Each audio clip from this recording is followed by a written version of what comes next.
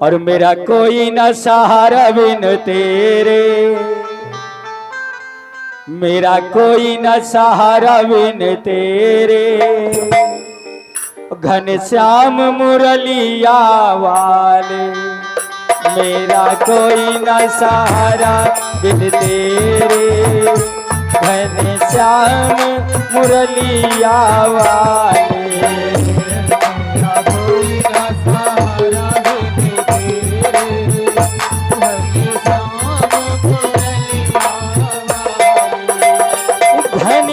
श्याम मुरलिया वाले,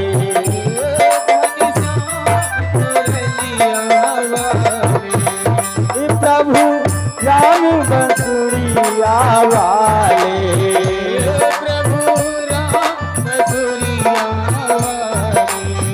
हो मेरा कोई ना,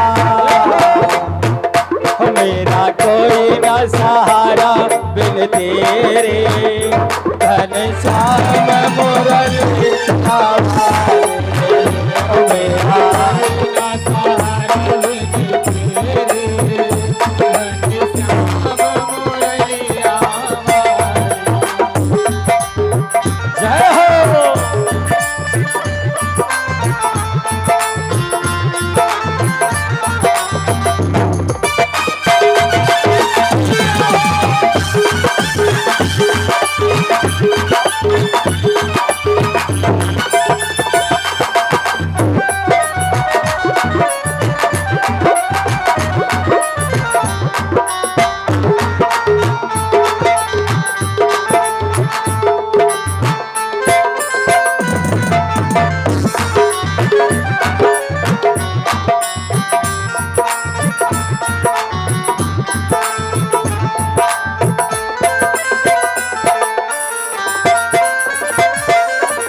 और प्रभु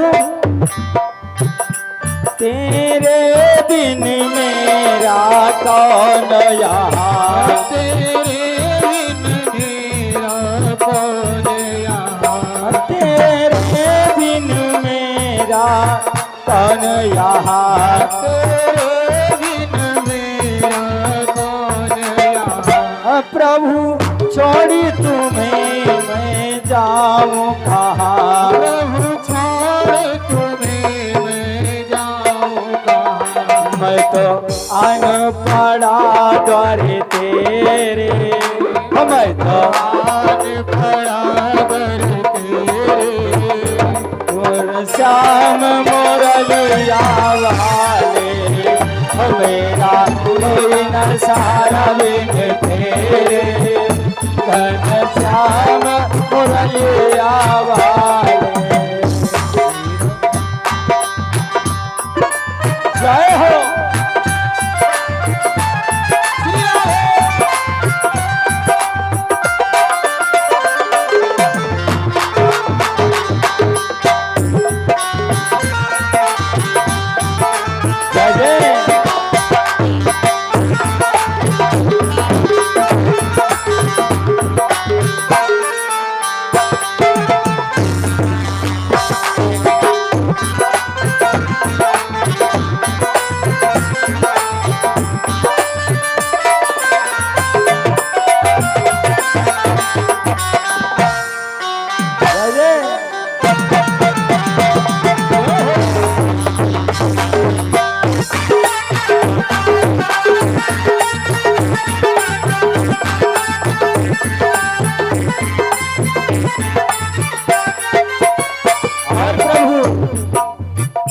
मैंने जन्म लिया जग में आया,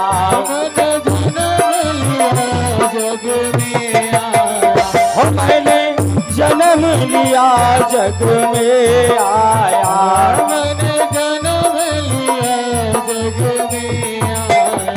तेरी कृपा से नर तन पाया, तेरी कृपा से नर तन पाया।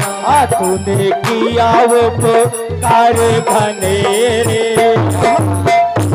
तूने किया उपकार घनेरे। घनश्याम मुरलिया वाले, मेरा कोई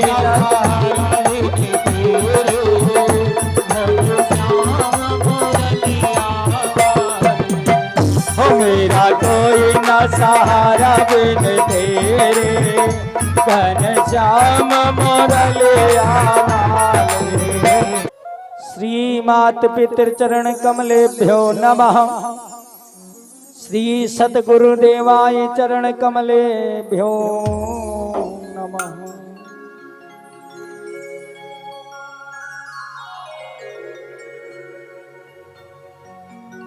या देवी सर्वभूतेषु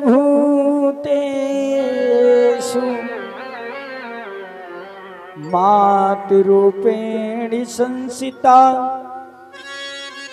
नमस्तस्यै नमस्तस्यै नमस्तस्यै नमो नमः। नीलाम्बुजश्यामलकोमलाङ्गं सीता समारोपित वामभागं पारो महासायक चारिचापं नमामि रामं रघुवंशनाथम्। जय जय श्री राधारमण और जय जय नवल किशोर। जय गोपी चित चोर प्रभु जय जय माखन चोर। राधा तू बड़ी भागनी हरि कौन तपस्या कीन और तीन लोक तारण तरण सो तेरे आधीन। कथा प्रारंभ होता है सुनव वीर हनुमान आसन को प्रभु आइए सखा सहित भगवान। श्री गुरु चरण सरोज रज निज मन मुकुर सुधार बरनौ रघुबर विमल जस जो दायक फल चार। बोलिए श्री हनुमान जी महाराज की जय हो। श्री सद्गुरु भगवान की जय हो। आई कहते हैं सर्वप्रथम अपने माता पिता के चरणों में कोटि कोटि प्रणाम। द्वितीय बंदन मम गुरु के चरणों में कोटि कोटि प्रणाम करते हुए श्री बिहारी जी से प्रार्थना करते हुए श्री राधा रानी के चरणों में सत सत प्रणाम करते हुए श्री महामाया के चरणों में कोटि कोटि प्रणाम करते हुए इस आनंदमयी मैया रानी की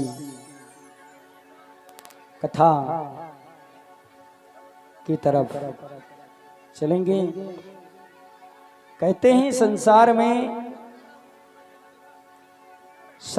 में जो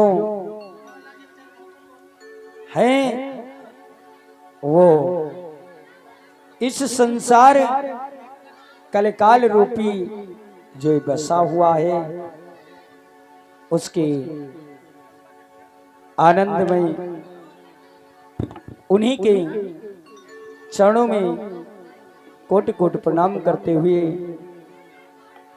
इस पावन गाथा कहते हैं कथा में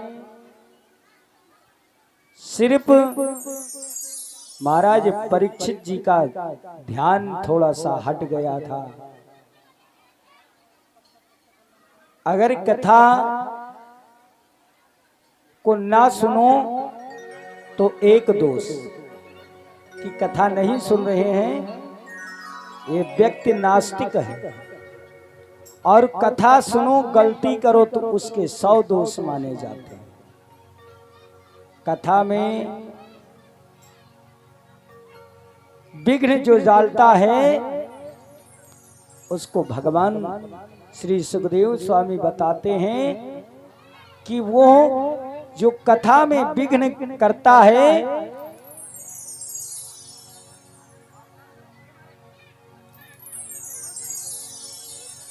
जो कथा में कहते हैं जो भी कथा में विघ्न करता है उसको निशाचर सम माना जाता है।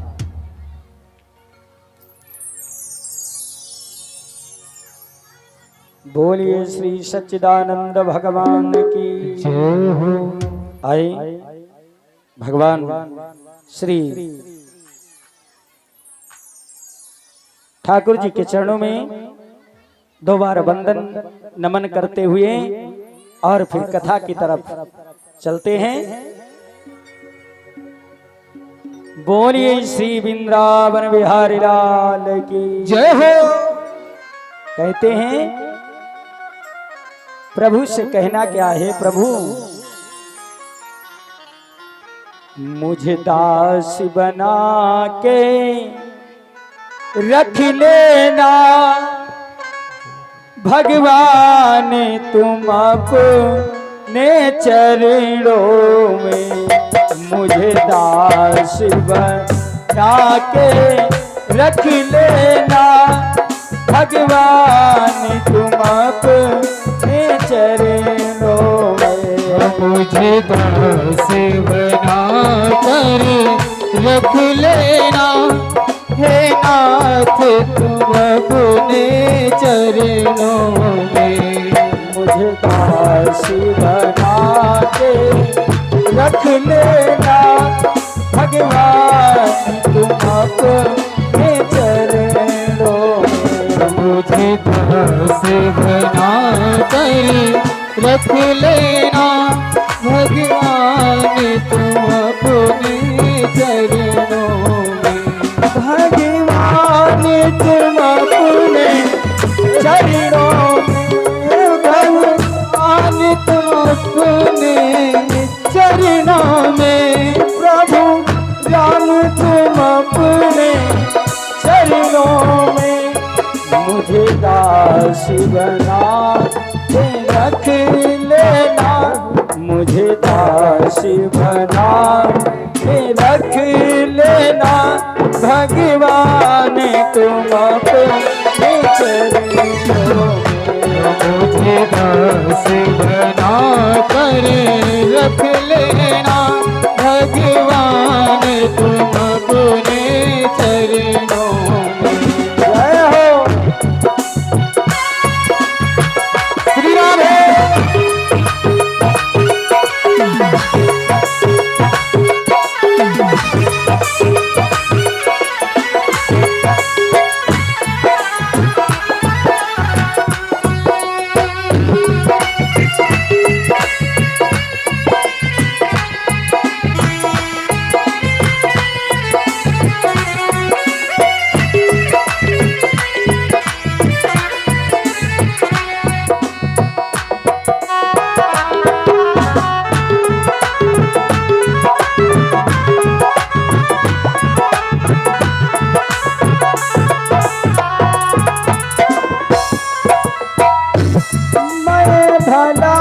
बुरा हूँ तेरा हूँ मैं, भला बुरा हूँ तेरा हूँ मैं भला बुरा हूँ तेरा हूँ, तेरे द्वारी पे लाला तेरा है, मुझे जाकर जानी के रख लेना, मुझे जाकर जानी के रख लेना भगवान तुम अपने चरणों में, मुझे दास बना कर रख लेना भगवान तुम अपने चरणों में।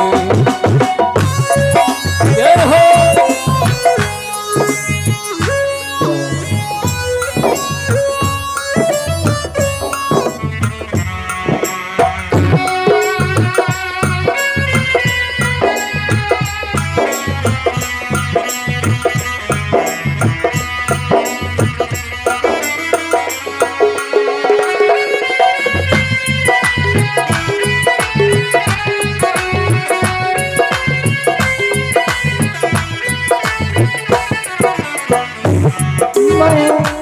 अधम से अधम को तारा, जब अधम से अधम को तारा है, जब अधम से अधम को तारा है, उसमें ही नाम हमारा है। मुझे बार समझ के रख लेना, मुझे बार समझ के रख लेना। भगवान तुम अपने चलो, मुझे दास समझ के रख लेना, नाथ तुम अपने चरणों में।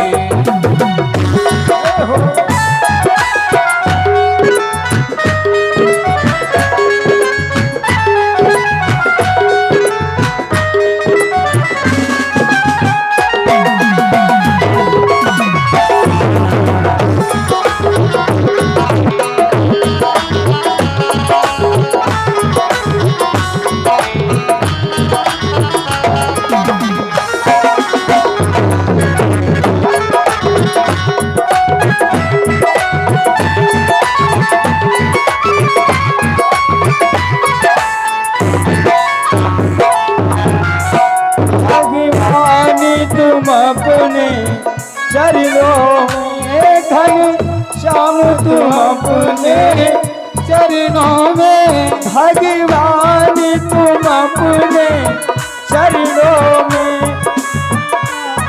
तुम अपने चरणों में मुझे दास बना के रख लेना, मुझे दास बना के रख लेना।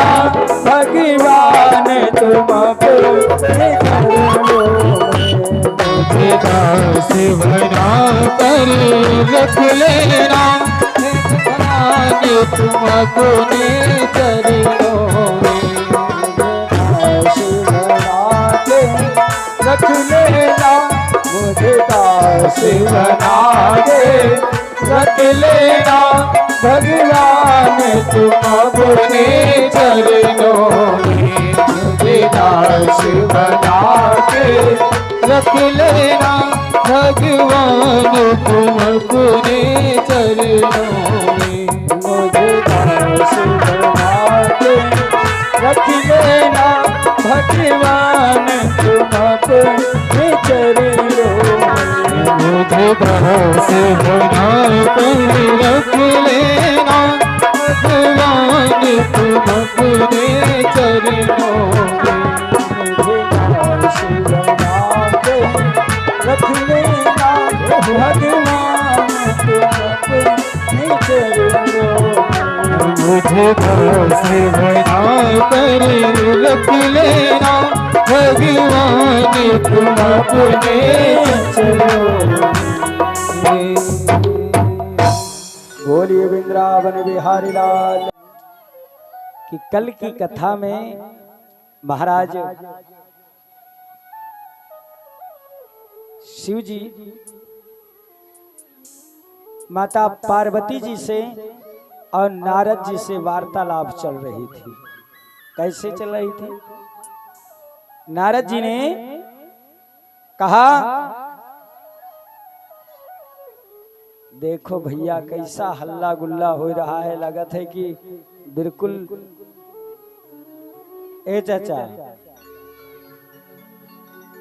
एक बार एक पंडित जी गए थे काशी जी को पढ़ने। पंडित जी काशी जी को पढ़ने गए थे, तो भैया काशी जी से जब पढ़ के वापिस हुए तो रास्ते में जब ट्रेन से आ रहे थे, अब चोर ये थोड़ी देखता है कि पंडित है कि कौन है ये। चोर अपना काम किया, बैग को चुरा लिया पंडित जी महाराज के और चला गया। अब पंडित जी की जब नेत्र खुले, सो गए थे, जागे तो देखा ना उनका झोला है, ना शंख, ना पोथी। अब पंडित जी विचार करने लगे, अब क्या करें, अब घर को कैसा जाया जाए, अब किराया तक मेरे पास बचा नहीं है। तो पंडित जी ने कहा चलो ठीक है, यही प्रभु की मर्जी है तो कोई बात नहीं। प्रभु की मर्जी को समझ करके और पंडित जी ने कहा चलो, स्टेशन के पास एक गांव था और कहने लगे पंडित जी की चल के यही गांव में भैया कथा कहेंगे, बाबा चाचा कथा कह देंगे, थोड़ी बहुत दक्षिणा मिल जाएगी, इसको लेके घर चले जाएंगे। अब पंडित जी गांव में पहुंचे तो एक आदमी सुबह का टाइम था, सुबह सुबह झाड़ू लगा रहा था। पंडित जी कहने लगे कि भैया हमसे आप कथा सुन लो। तो भैया जी बहारत रहे, कहीं कथा कौन चीज है, कहीं कथा की क्या कहा था। अरे पंडित जी ने कहा भैया कथा सुन लीजिए, कथा भगवान की चर्चा। तो कहीं नहीं कथा हम ना जाने था, हम ना सुन पे गए। तो पंडित जी फिर कहीं बच्चा सुन डारो कथा, दक्षिण कोनो बातें नहीं, जौन मन कही तो दे दी हो। तो कहीं महाराज हो हम यू कथा जनते नहीं हैं तो सुन का ली। तो कहीं चलो गांव में हमारे एक चौधरी रहा थे, चौधरी मुखिया बनाए गए रहे। मुखिया जी के यहाँ लेके गए पंडित जी का। पंडित जी से कहीं महाराज अब ये कथा दिखाई दो अपन। अब बताइए उस व्यक्ति को कथा नहीं पता कि कथा क्या है, कह रहा कथा दिखा दीजिए। कथा भैया दिखाया जाता है। अब जो चौधरी थे, चौधरी कहने लगे कि महाराज कथा वथा यहाँ कोई न देखी, जाओ जहां से आए हो। लड़का सब बैठे रहे। ये कलयुग की कथा है ना, कलयुग में यही होता है, एक घरों की बात नहीं करते हैं, ये सब गांव की बात है। अगर अच्छा प्रोग्राम है तो वहाँ शांति मिलती है। बाकी सारे गांव में यह होते भैया का खवाए पिया दीन और पंडित जी कथा जहाँ कहा था कि जाओ बच्चा हुए खेल आओ। ये कथा खेलने की जगह बना दिया है। इसीलिए कितनी भी आप कथा सुने उसका फल नहीं मिलता है। पहले एक कथा सुनने पर 7 जन्मों का पाप नष्ट हो जाता था और अब 7 जन्म की बात नहीं, 7 बार आप कथा सुनिए और एको जन्म के पाप ना नष्ट हुई। क्योंकि कथा का बता दी देखे वाली चीज। चौधरी कहीं नशे महाराज अब लड़का ना माना थे तो चलो तुम कथा दिखाओ, हाली दे दिखाओ, हम जैसे भोजन करें और भोजन कह के आए जी, तब तक तुम कथा दिखाए हो। अब महाराज विवश थे, क्या करें, किराया था नहीं। तो महाराज जी कहने लगे, सोचा भाई चलो हाँ दिखा देंगे। अब महाराज जी अपना बैठे, भगवान ने कार्य शालिग्राम जी का रखे, शंख निकाल करके रख लिया, पोथी एक रखीन, अपना पूरा सजा करके तैयार किया और महाराज जी कथा सुनाने लगे। तो भैया कथा इसी सुने। अब महाराज जी तो कथा कह रहे हैं, तब तक चौधरी भोजन कह के आएंगे। अब जब भोजन कह के चौधरी आएंगे, अब महाराज के इंतजार देखें कभी वो कथा खत्म हुए हम पहुड़ी। तो चौधरी काम रहा है, भोजन के बाद तुरंत लेट जाता रहा। तो कहीं न भी कथा खत्म हुई तब बहन तो यू तखत खाली हुई। उनको कथा से नहीं मतलब है, उनको अपने जो पुत्र थे, लड़कों की जिद पूरी करनी थी। वही कथा के लालच में कथा ना करवाई, वही अपने लड़का का खुश करे के चक्कर में कथा करवाएगा। अब भैया पंडित जी अपन कथा जब अध्याय पूरा हो तब हम तो बंद करें। अब चौधरी सोचे अब खत्म हुई, अब खत्म हुई, अब वो खत्म ही नहीं हो भैया। चौधरी थोड़ी देर इंतजार देखी तके तखत पर आए बैठे। महाराज सोचिन की बैठे बैठे रहे। अब वो बैठे जब पाएंगे बस पहुड़ गए और जांघे पर धैले मूड महाराज के। तो भैया जब जांघे पर धैले और ताकत लगी तो झुंझुनी पाँव में चढ़ गई। महाराज पाँव लिहिनापन हटाए बस खोपड़ी चट दे तखत पर गिर गए। चौधरी दिक्यान की मैंने हमरे तखत पर बैठे हमरे खोपड़ी फोड़ दी। याद ऐसा बस चौधरी तगड़े रहे उठाए पट किन पंडित का धड़ा। कहीं कथा खत्म भय। अब महाराजो क्रोधी रहे।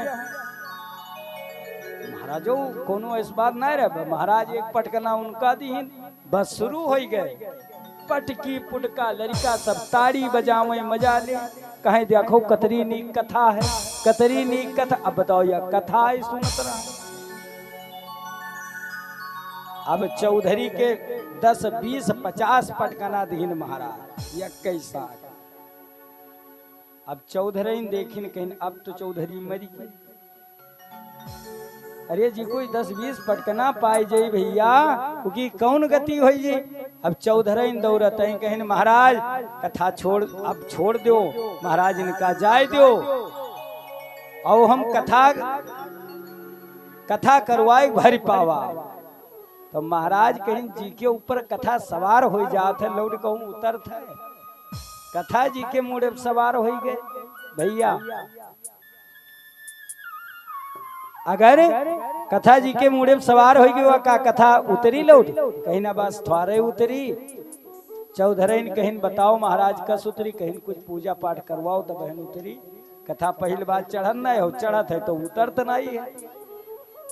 अब चौधरी कहीं जो बचाओ कोनी में चौधरी के कहीं महाराज तो कहीं 1000 रुपया लागी पूजा में। चौधरी नहीं 1000 रुपया दे दी। कहीं महाराज अपन कथा उतार लो तुम जाओ। महाराज 1000 रुपया जेबे में अपने धरीन और कहीं अब किराया होएगा। अब चली थे घर का।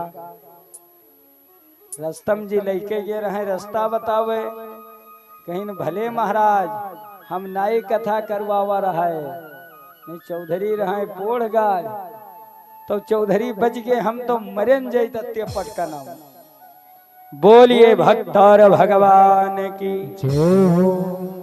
तो यार भैया कलयुग के कथा आना गाँव में और बहाना गाँव में कुछ और। देखो कम से कम 10 लड़का हुई है पंडाल के पीछे जौन मेरे बोलत है का भगवान जाने कि हम जानी और कोई ना जान सकते हैं। कहते हैं कि जो भी सच्चे मन से कथा को एक बार सुनता है।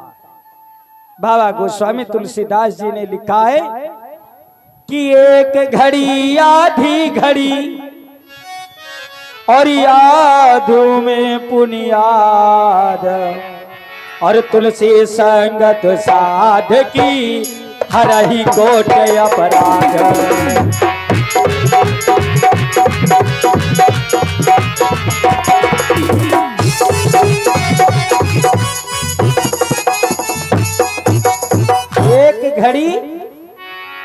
एक घड़ी जानते हो किसको कहते हैं। ये घड़ी नहीं समय वाली घड़ी। एक घड़ी कहते हैं 4 घंटा को। 4 घंटा की एक घड़ी बताई गई है। तो एक घड़ी आधी घड़ी यानी 4 घंटे का आधा 2 घंटा। एक घड़ी आधी घड़ी आदियों में पुनि आदि। और एक घड़ी का आधा घंटा यानी 2 घंटा और 2 घंटा का भी आधा 1 घंटा। लेकिन 24 घंटे में जो व्यक्ति 1 घंटा भगवान के नाम पर नहीं समय निकालता है वो फिर जीवन में कष्ट उसको मिलता है। कोई धन से दुखी रहे परिवार दुखी और कोई तन से रहे दुखी और दुखी सब कोई परिवार से दुखी रहता है कि भगवान परिवार एक दे दो, और जिसके पास परिवार है तो वो धन के लिए तरस रहा है। भगवान धन के लिए भी तरस रहा है, और कोई तरस रहा है अपने शरीर से। जी के धन है, पैसा है, रुपया है, सबुल्ले है, तो भगवान का ऐसा कष्ट देते हैं। डॉक्टर के उल्टा रीत सुने हो कब? ना सुने। गरीब आदमी जब बीमार हुए तो डॉक्टर कहे तुम भैया फल खाओ, दूध पियो, तब है तुम ठीक ही हो। और जब उसके पास पैसा नहीं रहता है फल दूध के लिए, तब डॉक्टर बताए हैं कि तुम फल और दूध पियो। और जी के पास पैसा है फल और दूध लेके, उसे डॉक्टर कहते हैं तुम न खाओ, तुम्हारे शुगर अत्ता हाई है कि अगर खा लियो कुछ तो फिर जान लो तुम्हारा कल्याण नहीं होगा। बोलिए श्री सच्चिदानंद भगवान की जय हो। धन तो घर में जरूर होता है, लेकिन उसको आप खा नहीं सकते हैं। यही भगवान की मर्जी है। भगवान की जो भगवान के प्रति प्रेम नहीं रखता है, संसार में भगवान उसके प्रति भी नहीं रखते हैं। तो आइए कथा पर चलेंगे। कल की कथा में कथा सुना रहे थे कि देव ऋषि नारद जी महाराज वीणा को उठाया और वीणा बजाते हुए कैलाश की तरफ चल देते हैं। और श्रीमन नारायण नारायण नारायण, श्रीमन नारायण नारायण नारायण, श्रीमन नारायण नारायण नारायण, श्रीमन नारायण नारायण नारायण, भगवान नारायण नारायण नारायण, श्रीमन नारायण नारायण नारायण, श्रीमन नारायण नारायण नारायण। नारायण नारायण करते हुए नारद जी पहुंचे। नारद जी ने माता गौरा जी को प्रणाम किया। ए मैया, नारद का आपके चरणों में कोटि कोटि प्रणाम। माता पार्वती जी कहने लगे खुश रहो, कल्याण हो तुम्हारी सदा सदा ही तुम भगवान के प्रति लीन रहो। नारद जी से कहा कि हे नारद, आपका किस कारण से आगमन हुआ है, कारण बताएं। कहने लगे महाराज क्या बताएं, भोले बाबा हैं? तो कहने लगे भोले बाबा तो आज नहीं है। नारद जी ने कहा कोई बात नहीं, ठीक है, वापिस चल दिया। मैया पूछने लगे नारद तुम पहले भी आ चुके हो? पूछा जब कहते हैं कि हैं तब भी आप चले जाते हैं, और जब कहते हैं नहीं है तब भी चले जा रहे हो। तो नारद जी ने कहा कि मैया कुछ पर्सनल काम था, इसी कारण हम आए थे। कहने लगे तो ठीक है बताओ, हमसे बता दो भोले बाबा, कोई बात छिपाते नहीं हैं। तो कहने लगे अगर छिपाते नहीं होते तो बताओ कि जो भगवान भोले बाबा के गले में मुंडों की माला पड़ी हुई है, ये बताओ किसकी, कि ये तो आज तक नहीं बताया है। तो कहा बस तुमसे प्रेम नहीं करते हैं, क्योंकि जिससे प्रेम किया जाता है उससे कोई बात छिपाया नहीं जाता है। तो इसका मतलब यही निकल रहा है कि तुमसे भोले बाबा प्रेम नहीं करते हैं। माता पार्वती जी ने कहा कि आज हम जा करके अब बताएंगे। भोले बाबा आए मैया पार्वती जी ने पूछा कि हे नाथ, हे स्वामी, बताइए आप मुझसे कितना प्रेम करते हो। तो कहने लगे मैं तो आपसे बहुत प्रेम करता हूं, और आज तुमको क्या हो गया जो आज ये प्रश्न कर दिया कि कितना प्रेम करते हो। तो मैया ने कहा नहीं, ये बताओ स्वामी कि आप कितना मुझसे प्रेम करते हो, बस और कुछ नहीं। कहने लगे ये संसार जो है इसकी कोई गणना नहीं कर सकता है कि मैं आपसे कितना प्रेम करता हूं। तो कहा कि स्वामी ये बताओ कि जो गले में मुंडों की माला आपने धारण कर रखा है ये किसकी मुंडी है, और इसको मुंड की माला क्यों धारण किए हो। भोले बाबा ने पूछा क्या नारद आए थे। मैया गौरा जी ने कहा हाँ स्वामी, नारद तो आए थे। भोले बाबा समझ गए बस हो गया। कहा हे प्रिय, हम आपको समय आने पर सब कुछ बताएंगे, समय आएगा हम बता देंगे। बात को टाल दिया। भोले बाबा समाधि में लीन हो गए। कुछ दिन फिर बीते, नारद जी आ गए। नारायण नारायण नारायण। नारद का प्रणाम मैया स्वीकार करो। पार्वती मैया से कहने लगे देव ऋषि नारद कि मैया बताया भोले बाबा किसकी मुंडी की माला धारण किए। कहने लगे ये तो नहीं बताया। तो कहा बस प्रेम हो गया, अब समझ गए तुमसे, तुमको कितना भोले बाबा मानते हैं। अब मैया गौरा को एकदम क्रोध आ गया। भोले बाबा के जो ही नेत्र खुले, भोले बाबा से पहला प्रश्न यही किया कि स्वामी आपने आज तक नहीं बताया कि तुम ये मुंडों की माला जो पहने हुए हो ये किसकी मुंडी है। तो भोले बाबा कहने लगे प्रिय नारद आए थे। बोले हाँ आए थे। तो कहा अब तुमको बताना पड़ेगा। कहने लगे हे देवी ये आपकी ही तो मुंडी का माला पहने हुए हैं।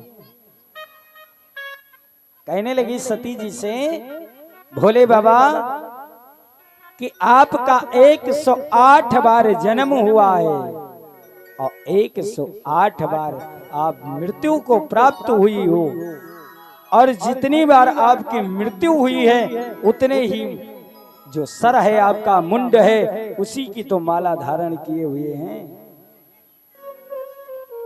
मैया गौरा जी कहने लगी तो स्वामी आप नहीं मरते हैं। बोले हम तो नहीं मरते हैं। क्यों? कहने लगे मैं तो अमर हूं। पार्वती मैया ने पूछा तो बताओ फिर ये अमर कैसे हुआ जाता है। तो कहने लगे भोले बाबा कि जो भी अमर कथा सुनता है वो अमर हो जाता है। भोले बाबा से कहने लगे मैया कि अमर कथा हमको भी सुना दो, हम भी अमर हो जाएं। भोले बाबा ने कहा अब ठीक है। कहने लगे ठीक है प्रिय, चलो अमर कथा सुनाते हैं तुमको, लेकिन सावधान होकर के कथा सुनना।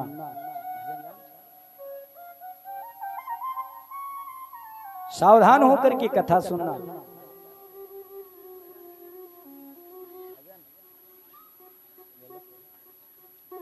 कहने लगे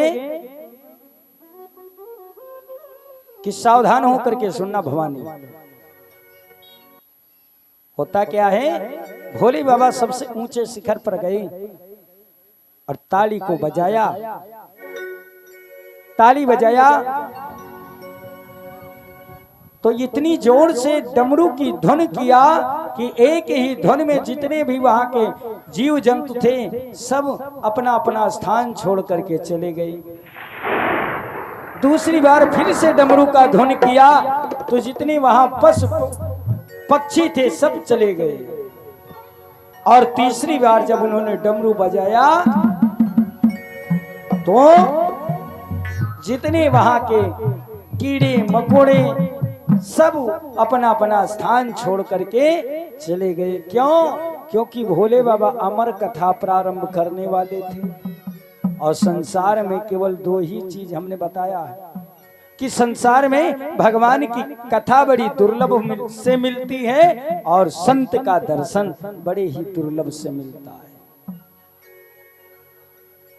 तो जब कहने लगे ठीक है, अपने त्रिशूल को छोड़ा और कहा जाओ एक चक्कर लगा के आओ, देखो कोई बचा तो नहीं है। क्योंकि अमर कथा अगर सभी लोग सुन लेंगे तो अमर हो जाएंगे। इसलिए त्रिशूल पूरे शिखर का, पूरे पर्वत का चक्कर लगा के आया और कहा प्रभु अब यहाँ कोई नहीं जीव, जिसमें जीव आत्मा हो वो ऐसा यहाँ कुछ नहीं। भोले बाबा ने कथा प्रारंभ किया, लेकिन कथा में कहते हैं कि जब तक कथा में कोई हुंकारी लेने वाला ना हो तब तक कथा का आनंद नहीं आता है। इसीलिए तो सामने कोई भी कथावाचक आएगा वो सामने अपने कहता है कि सामने बैठिए। क्यों? क्योंकि सामने जब आप रहेंगे तो हमको दिखाई देगा कि आपका मन कथा में है या कहीं दूसरी जगह लगा है। ऐसा होता नहीं है कि शरीर बैठी रहे यहाँ पंडाल में, मन लगा रहा है घरे। तो भोले बाबा ने कहा कि देवी तुमको एक काम करना पड़ेगा।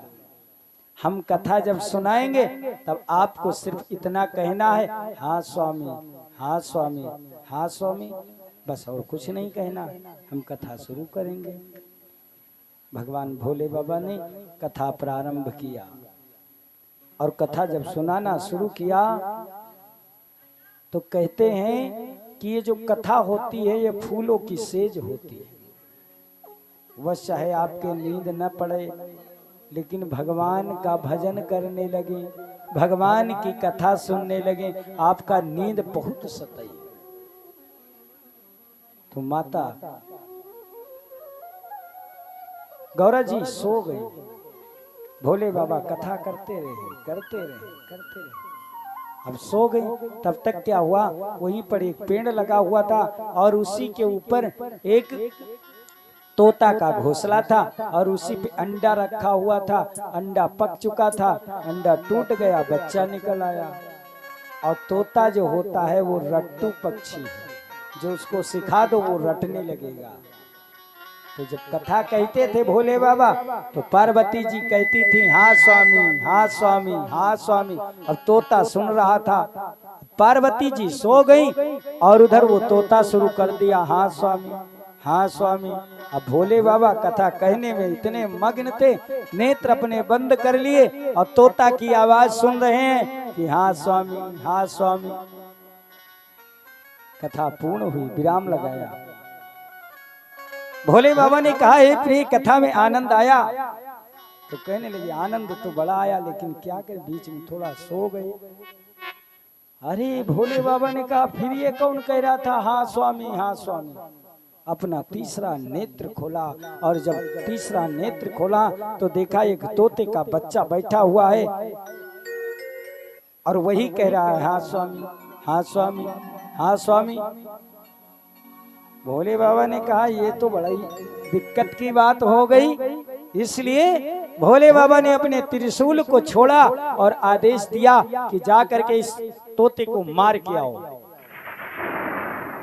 अब त्रिशूल जैसे छूटा, तोता बेचारा छोटा था लेकिन उसमें इतनी शक्ति आ गई, कथा को मात्र सुनने से उसको इतनी शक्ति आ गई कि वो तोता वहां कैलाश से उड़ा और सीधे ब्रह्मलोक को पहुंच गया। ब्रह्मा जी से अरदास लगाया, त्राहि मां, त्राहि मां। ब्रह्मा जी ने नेत्र खोला, क्या बात है? तो ब्रह्मा जी से पूछने लगा वो तोता, क्या प्रभु मेरी इतनी ही आयु थी? नहीं, अभी तो तुम्हारी आयु बाकी पड़ी है। तो कहने लगे अब आज तो मेरे प्राण निकाल दिए जाएंगे, आज तो मेरी मृत्यु निश्चित है। ब्रह्मा जी ने कहा तुमको कौन मार सकता है। और जब तक देखा कि भोले बाबा का त्रिशूल आ रहा है पीछे से, ब्रह्मा जी ने सोचा कि अब इसको कौन रोकेगा, भगवान के त्रिशूल को कौन रोक सकता है। ब्रह्मा जी ने कहा इससे तो हम नहीं बचा सकते। अब तोता बेचारा ब्रह्मलोक से उड़ा सीधे क्षीर सागर को पहुंच गया। भगवान विष्णु से अरदास लगाया, शांताकारं भुजगशयनं पद्मनाभं सुरेशं विश्वाधारं गगनसदृशं मेघवर्णं शुभांगं लक्ष्मीकान्तं कमलनयनं योगविरजानिगम्यं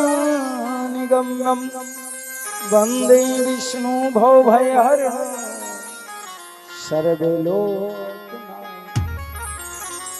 हे शांति मूर्ति, हे परम परमेश्वर परम पिता, आप तो जगत के पालनहार हो स्वामी, आप मेरे प्राणों की रक्षा करिए। भगवान विष्णु कहने लगे तुमको कौन मार देगा। अरे देखो ये भोले बाबा का त्रिशूल मेरा पीछा कर रहा, अब ये मुझे जीवित नहीं छोड़ेगा। अब भगवान कहने लगे कि भगवान ये शिव जी के त्रिशूल को नहीं रोक पाएंगे, और कोई अस्त्र होता तो उसको रोक भी लेते, लेकिन भोले बाबा का अस्त्र हम नहीं रोक पाएंगे। अच्छा, फिर कहने लगे ठीक है कोई बात नहीं। अब वो तोता वहां से फिर से उड़ा और कहते हैं भैया जरा विचार करना, इस कथा में एक बहुत बड़ी राज छिपी है। अगर कोई व्यक्ति आपको परेशान करे, अगर कोई आदमी आपका परेशान करे, तो फिर किसके पास जी हो, किसके पास जाएंगे? बोलो माँ, किसके पास जाओगे? भगवान के पास जाएंगे ना। और अगर भगवान कष्ट दे लगे तब फिर किसके पास जी हो? तो यहाँ तो भगवान स्वयं उस तोते के पीछे पड़े हुए थे, उसको मारना चाहते थे। अब वो प्राण बचाने के लिए किसके पास जाए? तो कहते हैं कि जब इस संसार में आप सब शत्रु आपके बन जाएं, आपको बचाने वाला कोई न हो, तब आप जाइए ब्राह्मण के पास। ब्राह्मण के पास आप जाएंगे, वो आपको बचा लेगा। ये प्रमाण है, ये भागवत कहता है कि ब्राह्मण ही बचा सकता है, क्योंकि मंत्रयाधीने देवता मंत्रयाधीने ब्राह्मण। देवता मंत्र के अधीन है। जब हम उनकी स्तुति करेंगे, उनको बुलाएंगे, तो उनको आना पड़ेगा, और जब वो आएंगे, मंत्र के अधीन है देवता, और मंत्र ब्राह्मण के अधीन है, ब्राह्मण के अधीन। तो अब वो तोता सोचने लगा अब कहाँ जाऊं? अब ब्राह्मण के पास। कौन? व्यास व्यास जी के आश्रम को पहुंच गए, और व्यास जी की पत्नी भगवान सूर्य को जल चढ़ा रही थी। और ज्यों ही सूर्य को जल चढ़ा रही थी, उसी समय क्या हुआ? जमुई आई और मुंह खुल गया। जमुई आई, मुंह खुला, और जैसे मुंह खुला, तुरंत वो तोता मुंह से पेट में, सीधा पेट के अंदर चला गया। त्रिशूल आया, रुक गया, अब क्या करें? भोले बाबा आ गए, कहने लगे कि मेरे चोर को निकालो। व्यास जी से कहने लगे तुम्हारे यहाँ मेरा चोर छिपा हुआ है, उसको बाहर करो, हम उसको दंड देंगे, उसको मृत्यु दंड देंगे। व्यास जी कहने लगे प्रभु आपके यहाँ चोर कौन क्या चुरा लेगा? अरे ना आपके पास कोई माल खजाना, ना कोनो हीरा मोती पहनो पहनत हो भैया। भोले बाबा का पहनत है जी का सभई डेरा था। सांप पहने, बिच्छू पहने। तो महाराज तुम्हारा सांप बिच्छू कोई चुराई ली और ना आपके महल कोनो महलों नहीं बनवाए हो। पहाड़ पर रहा तो महाराज, वह बर्फीले पहाड़ पर। आपके पास क्या है? ना हाथी, न घोड़ा, न धन, न क्या आपका चुरा सकता? भगवान भोले बाबा ने कहा मेरी कथा को चुराया है और उस शत्रु को निकालो, मेरी कथा को चोरी से सुनाए। कहने लगे प्रभु ये कब से चोर हो गए? अरे कथा चुरा के सुने तो कथा में क्या चोर? नहीं, कथा को सुनने की भी अनुमति लेनी चाहिए। ऐसे नहीं है अब ये तो पलट गया जमाना। अब पंडित जी अलाउंस करते हैं अमन भैया कि कथा का समय हो गया, कृपया आप लोग ध्यान दीजिए, है नहीं? इसीलिए कथा का कोई फल नहीं आप लोग पाते हैं। कारण यही है क्योंकि कथा में जब आया जाता है तो सर्वप्रथम प्रणाम किया जाता है उस देवता का जो कथा होती हो। राम कथा होती हो तो भगवान राम जी का स्मरण करते हुए उनको प्रणाम करना चाहिए। और दूसरा प्रणाम जो वक्ता हो यानी कथा कह रहा हो उस ब्राह्मण को प्रणाम करिए। और तीसरा प्रणाम माता धरती को करिए और उनसे अनुमति मांगिए कि मैं कथा सुनने के लिए आया हूं और आप मुझे कृपा प्रदान करें कि हम कथा सुने और हमारी कामना की पूर्ति हो। बाकी कथा चाहे जी कोई सुने पर कामना की पूरी जब ही होगी जब आप देवता से अनुमति लेके कथा में बैठेंगे, है नहीं? व्यास जी कहने लगे तो ठीक है, फिर अब तो समय लगेगा, अब तो समय लेना पड़ेगा क्योंकि अब आपका चोर जो है वो तो हमारी पत्नी के गर्भ में चला गया। और गर्भ कितने महीना? 9 महीना तो रखना पड़ता है, तो 9 महीना तो इंतजार करना पड़ेगा। अब भोले बाबा ने कहा ठीक है तो मैं संकल्प लेता हूँ कि 9 महीने यहीं बैठूंगा और जब ये गर्भ से निकलेगा तब इसको मृत्यु दंड दूंगा। देखो अम्मा, ये कथा का प्रमाण है। केवल उसने कथा सुना ध्यान से तो संसार भोले बाबा के दर्शन के लिए लालायित है। भगवान भोले बाबा के दर्शन को चाहता है, लेकिन उस तोते ने मात्र कथा सुना तो आज भोले बाबा उसके दर्शन के लालायित है कि कब निकले कब मिले। ये कथा का प्रमाण है। अब तोता मन में विचार किया कि अब तो निकलेंगे तुरंत मार देंगे। भोले बाबा ने 1 वर्ष का संकल्प लिया तो वो तोता मन के अंदर ही पेट में ही संकल्प लिया कि आप 1 साल का संकल्प लिए हो, मैं संकल्प लेता हूं कि 12 वर्ष नहीं निकलूंगा।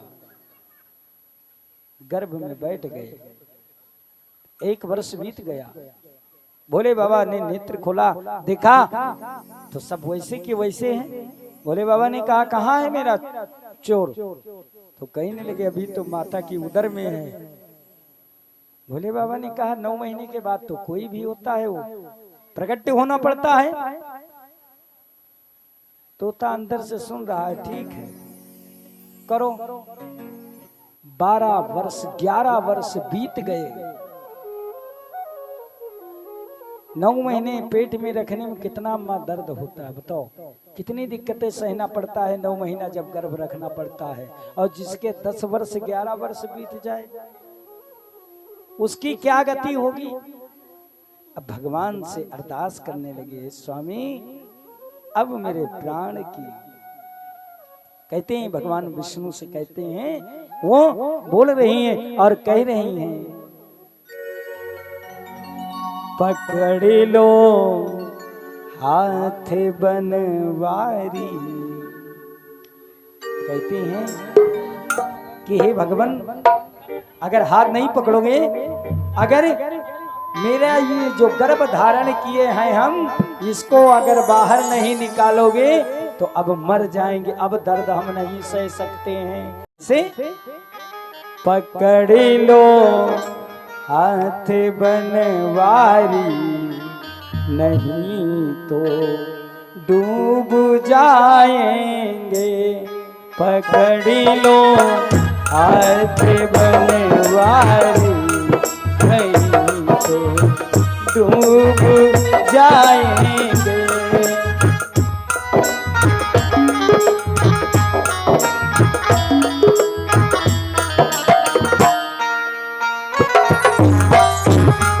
पकड़ लो हाथ बनवारी, नहीं तो डूब जाएंगे। हमारा कुछ न बिगड़ेगा, हमारा कुछ न बिगड़ेगा। तुम्हारी लाज जाएगी, पकड़ लो। जय हो।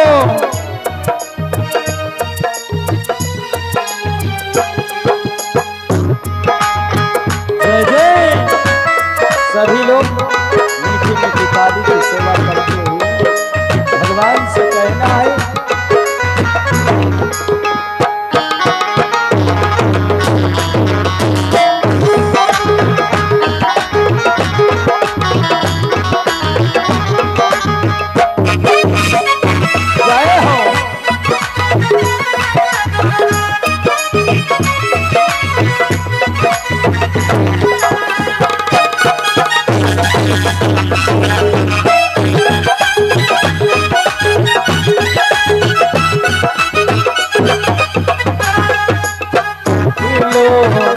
हाथ बनवारी, नहीं तो डूब जाएंगे।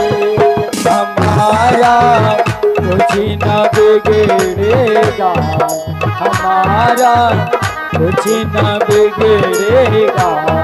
तुम्हारी लाज जाएगी।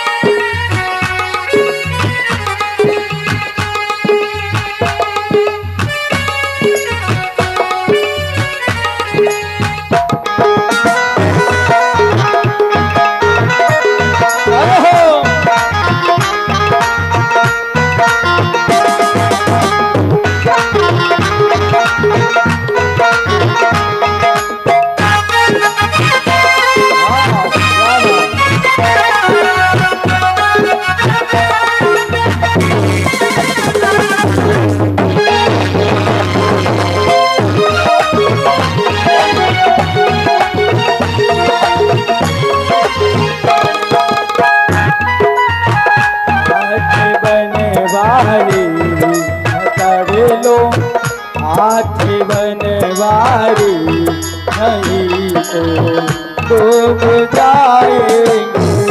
पकड़ लो हाथ बनवारी, जय नहीं तो डूब जाएंगे। हमारा कुछ न बिगड़ेगा, हमारा कुछ न बिगड़ेगा। तुम्हारी लाज जाएगी, हमारा कुछ न बिगड़ेगा। तुम्हारी लाज जाएगी, हमारा कुछ न बिगड़ेगा। तुम्हारी लाज जाएगी। भैया आप बन जाओ, भैया आप बन जाओ। जय हो।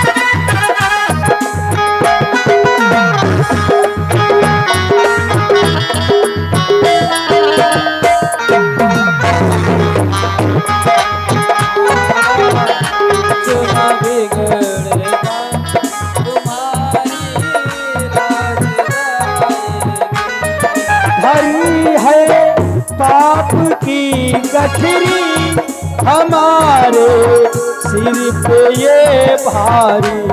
भारी है पाप की गठरी हमारे सिर पे भारी।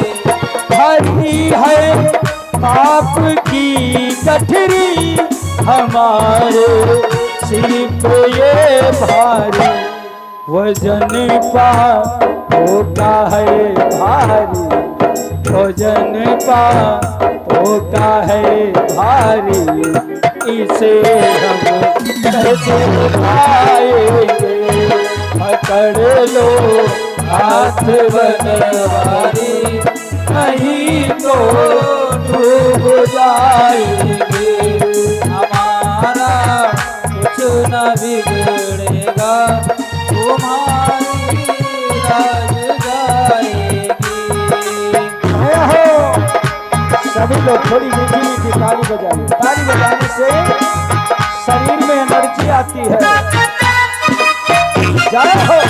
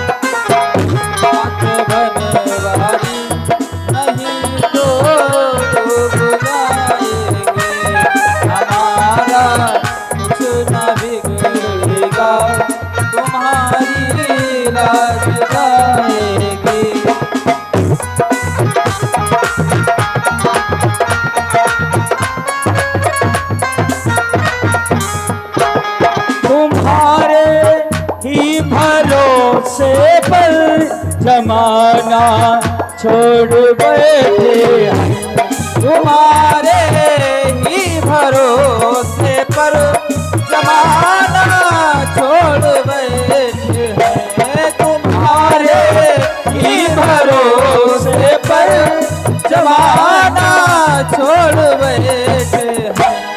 जमाने की तरफ देखो, जमाने की तरफ देखो, इसे हम कैसे निभाएंगे।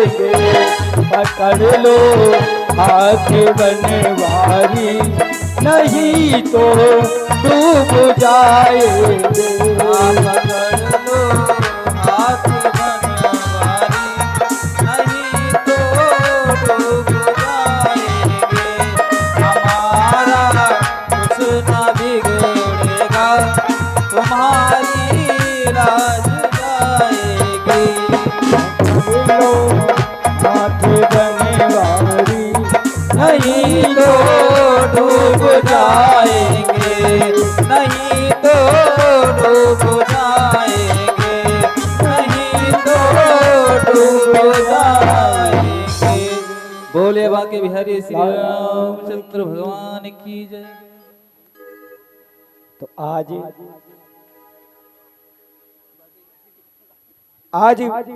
वही व्यास जी की धर्मपत्नी जी भगवान से कहते, भगवान तुम्हारे ही भरोसे पर ये जमाना छोड़ बैठी, इस जमाने से की क्या मोह माया। बाबा गोस्वामी तुलसीदास जी ने लिखा है, इस संसार के बारे में बताया है कि स्वार्थ लाग करई सब प्रीति, स्वार्थ लाग कराए सब प्रीति, स्वार्थ लाए करे सब प्रीति, स्वार्थ लाए करे सब प्रीति स्वार्थ करे सब प्रीति स्वार्थ।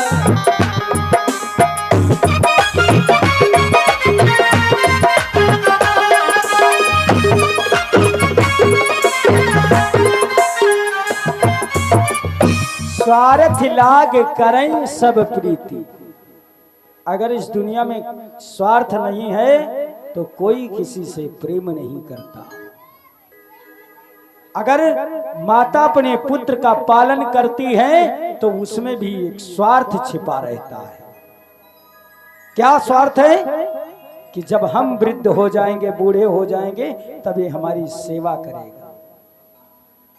और पुत्र अगर अपने पिता की और माता की सेवा करता है तब भी स्वार्थ उसमें छिपा होता है कि कहीं ऐसा ना हो कि पिताजी हमसे गुस्सा जाएं और हमरे बड़े वाले भैया का ज्यादा लिख देखें।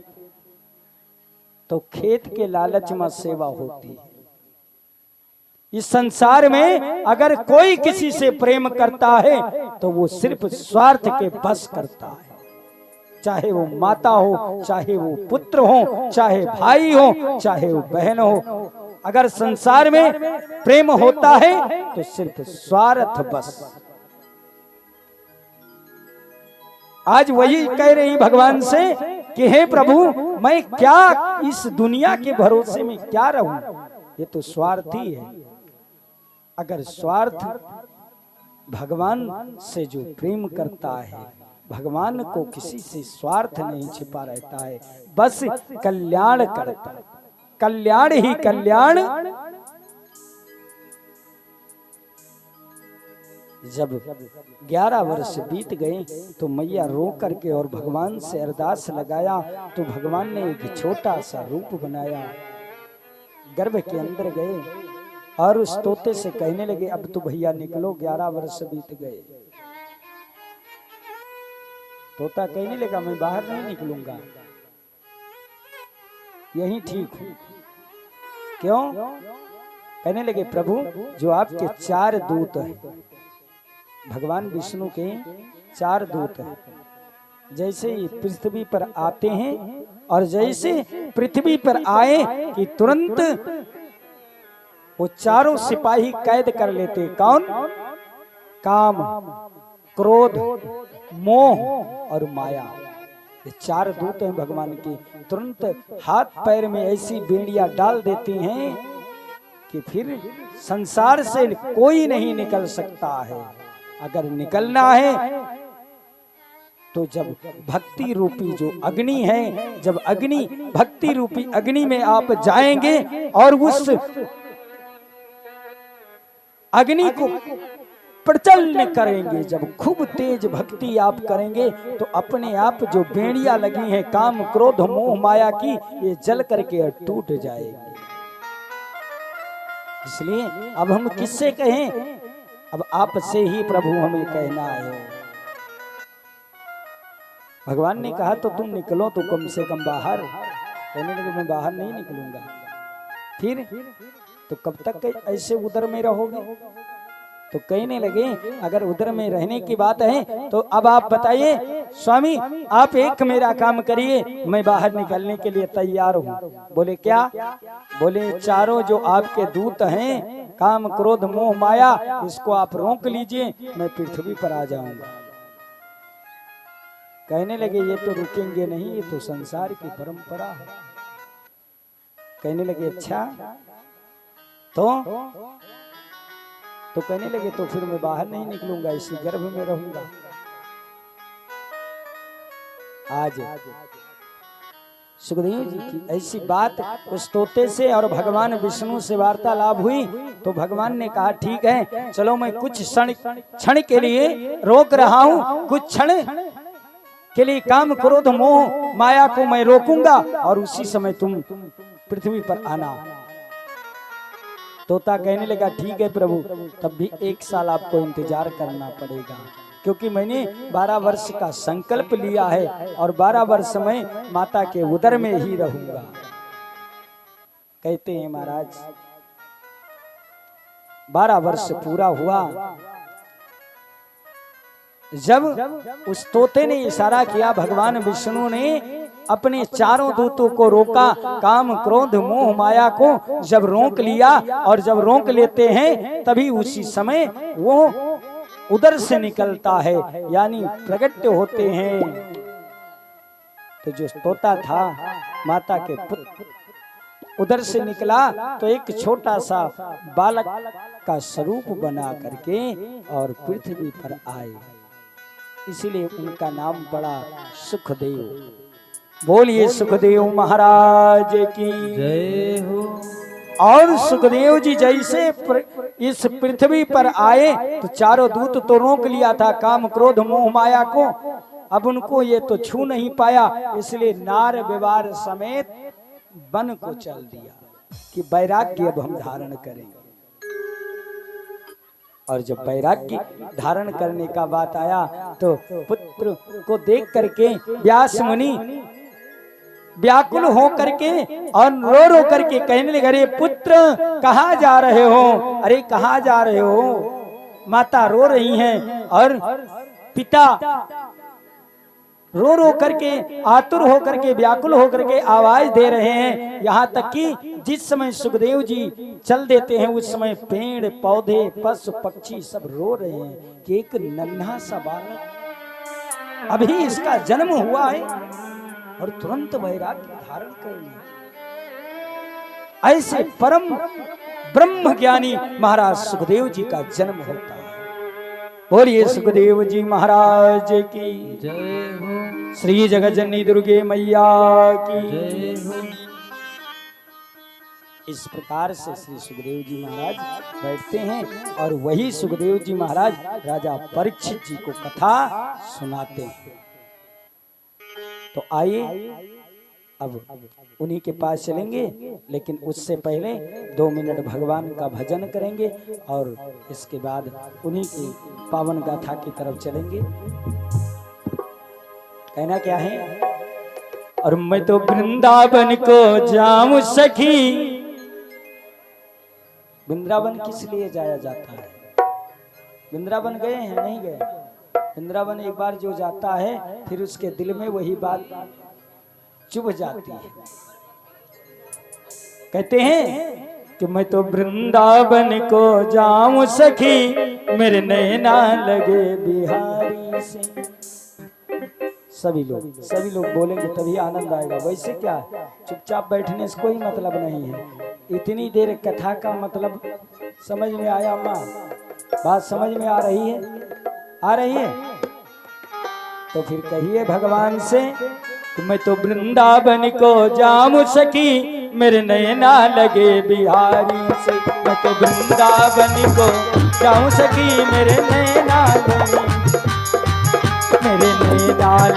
बिहारी से, मेरे नैना लड़े बिहारी से। मैं तो बिहारी से, मेरे नैना लड़े बिहारी से। मैं तो वृंदावन को जाऊं सखी, मेरे नैना लड़े बिहारी से। मैं तो वृंदावन को जाऊं सखी, मेरे नैना। जय हो।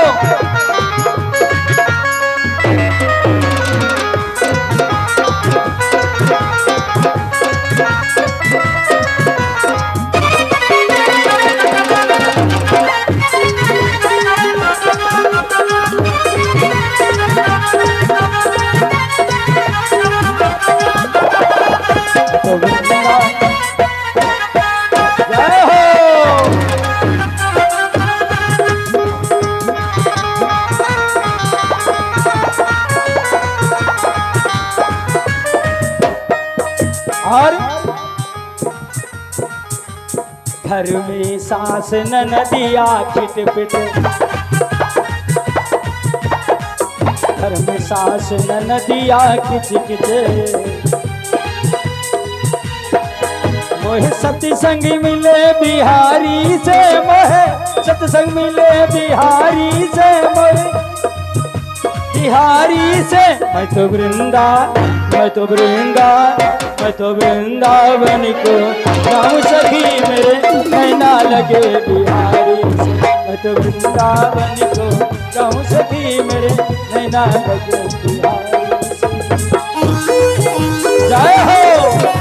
सभी लोग ताली बजाते हुए भाव से।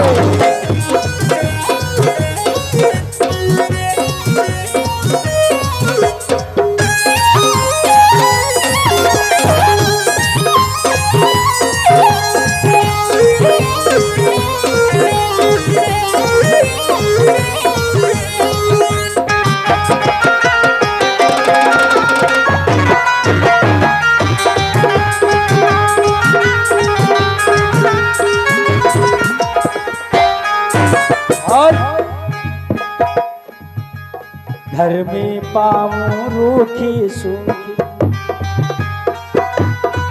ऐसे आनंद नहीं आएगा। आप लोग भी साथ में बोलिए तभी आनंद आएगा, ऐसे थोड़ी आएगा आनंद। अरे हमको तो भैया भगवान कृपा बनाए हैं, अगर आपको भी कृपा लेना है तो आप लोग भी कहिए, बोलिए सभी लोग कहें। घर में पाऊं रूखी सूखी, घर में पाऊं रूखी सूखी, घर में पाऊं रूखी सूखी, घर में पाऊं रूखी सूखी। मोहे माखन मिले बिहारी से, मोहे माखन मिले बिहारी से। मैं तो वृंदावन को जाऊं सखी मेरे नैना लगे बिहारी से। मैं तो वृंदावन को जाऊं सखी मेरे नैना। जय हो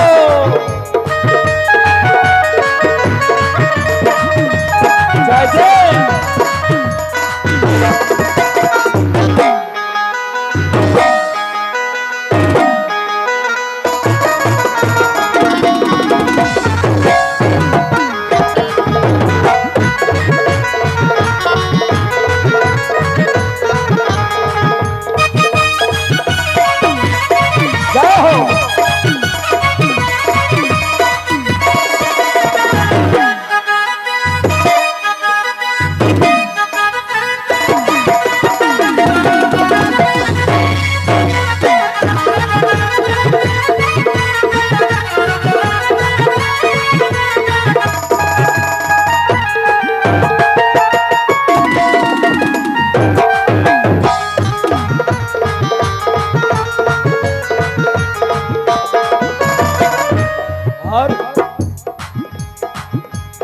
घर में पहनूं फटा पुराना, पहनो फटा पुराना, घर में पहनूं फटा पुराना, घर में पहनो फटा पुराना, घर में पहनूं फटा पुराना, घर में पहनो फटा पुराना। मखमल मिले बिहारी से मोहे, मखमल मिले बिहारी से, मखमल मिले बिहारी से।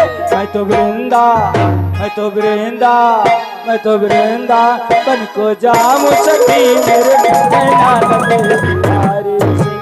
वृंदावन को जाऊं सखी मेरे।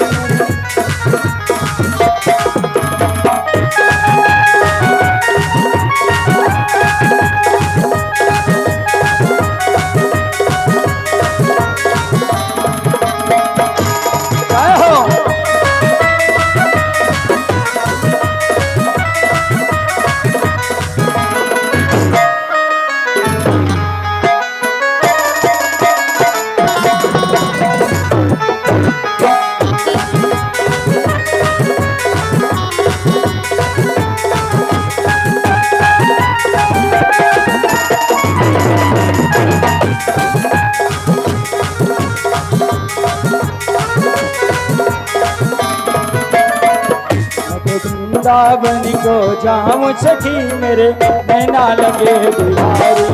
मैं तो वृंदावन को जाऊं सखी मेरे नैना लगे बिहारी। राधे राधे राधे राधे राधे राधे राधे राधे राधे राधे राधे राधे राधे। मैं तो वृंदावन को जाऊं सखी मेरे नैना लगे बिहारी से। तो वृंदावन को जाऊं सखी मेरे नैना लगे बिहारी से।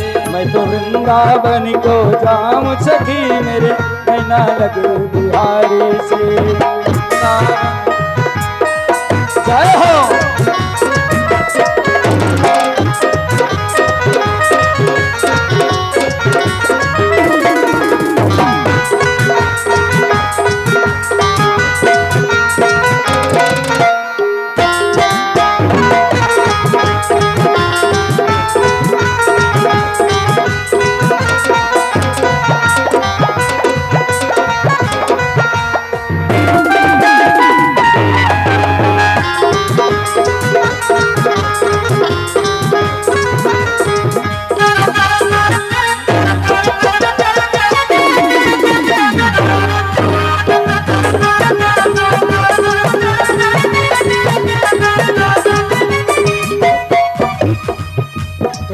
वृंदावन को जाऊं सखी मेरे नैना लगे बिहारी से। मन वृंदावन को जाऊं सखी मेरे नैना लगे बिहारी से। मैं वृंदावन को जाऊं सखी मेरे नैना लगे बिहारी से।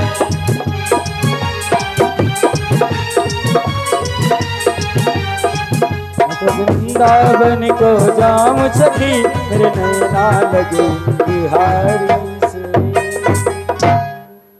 बोलिए वृंदावन बिहारी लाल जय हो, सामरिया सरकार की जय हो, राधे रानी सरकार की जय हो। आइए एक छोटा सा दृष्टांत करेंगे, उसके उपरांत कथा पर चलेंगे। बोलिए श्री सदगुरु भगवान की। एक गांव में भैया एक बाबा जी आएंगे। अब बाबा जी आए और अपना कथा वार्ता शुरू कर दिया। तो रोज कथा वो करते थे, कीर्तन भजन गाते थे, बड़ा आनंद आता था। तो गांव के लोग सभी लोग आते थे कथा सुनने के लिए। तो जब सभी आवे तो भैया बड़ा आनंद आवे। अब उमा एक लड़का आवत रहे रोज। अब जब रोज आवे कथा सुने, कथा अच्छी लगे, कीर्तन भी बाबा के बहुत अच्छा लगे, तो बाबा से वो प्रेम करने लगा। अब बाबा से जब प्रेम होएगा तो बाबा कहीं बच्चा हो, कहीं चलो न हो या पैखिया, चलो कथा एक दिन के कीर्तन कर दी। तो बाबा कहीं बच्चा आज तुमरे घरे कीर्तन हो जाए।